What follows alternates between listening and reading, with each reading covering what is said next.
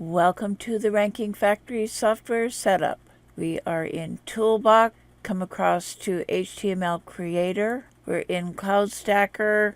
We've added all of our cloud accounts. Now we're coming to Stack Setup. We have account IDs in all of our cloud accounts. Come down this list on the right-hand side and click on Get Bucket, and you'll see the bucket name shows up. Azure is being slow.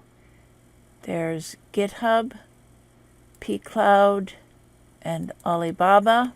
Then you come down the left-hand side and check off any or all of the buckets that you want to add to your stack. And you see as you check them off, they're showing up down here.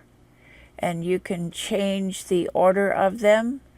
Amazon shows up first because it has the most juice. It might be a good idea to leave it there at the top, but you can highlight one and change where it shows up, move it up or down, and we're done.